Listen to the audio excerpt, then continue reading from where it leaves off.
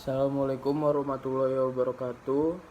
Nama saya Randy Hafiz dari kelas 1D Akuntansi Manajerial dengan NIM 20651078. Di sini saya akan menjelaskan topik 9 tentang staf dari mata kuliah pengantar manajemen.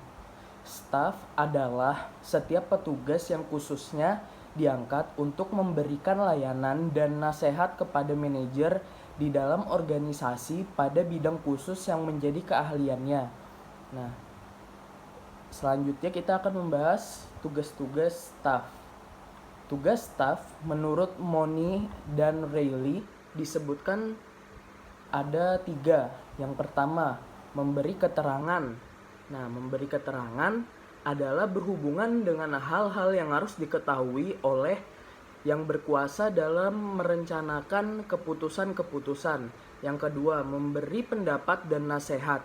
Memberi pendapat dan nasihat berhubungan dengan keterangan yang diberikan.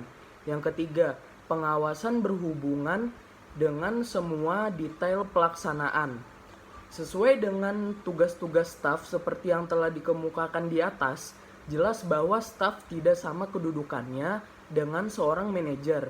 Ia hanyalah sebagai pembantu pimpinan dan tidak boleh memberikan perintah kepada petugas-petugas lini.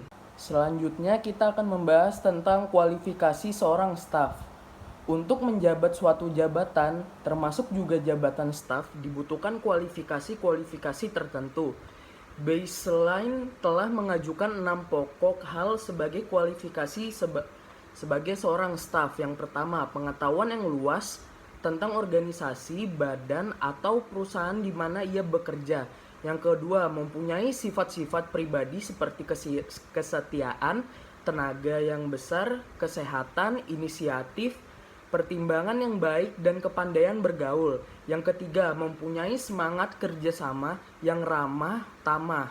Yang keempat, kestabilan emosi dan tingkah laku yang sopan. Yang kelima, kesederhanaan. Yang keenam, kemauan baik dan optimis. Selanjutnya kita akan membahas tentang jenis-jenis staf. Pada umumnya, staf itu digolongkan dengan dasar banyaknya pimpinan yang dilayaninya. Seseorang dapat memberikan layanan khusus kepada seorang pemimpin saja. Dapat pula memberikan layanan kepada seluruh unsur pimpinan di dalam suatu organisasi.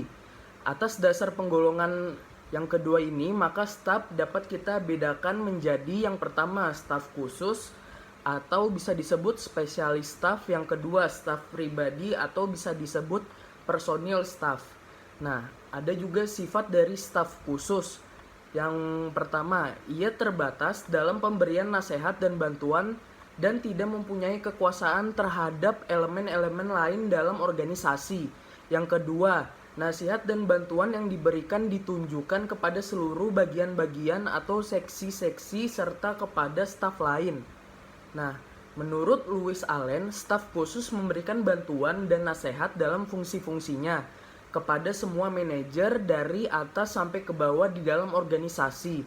Sedangkan staf pribadi adalah staf khusus yang memberikan layanan atau bantuan kepada seorang manajer di dalam suatu organisasi seperti pada presiden, direktur dari sebuah corporation. Sekian penjelasan dari saya tentang topik 9 membahas tentang staf. Jika ada kurangnya, mohon maaf. Assalamualaikum warahmatullahi wabarakatuh.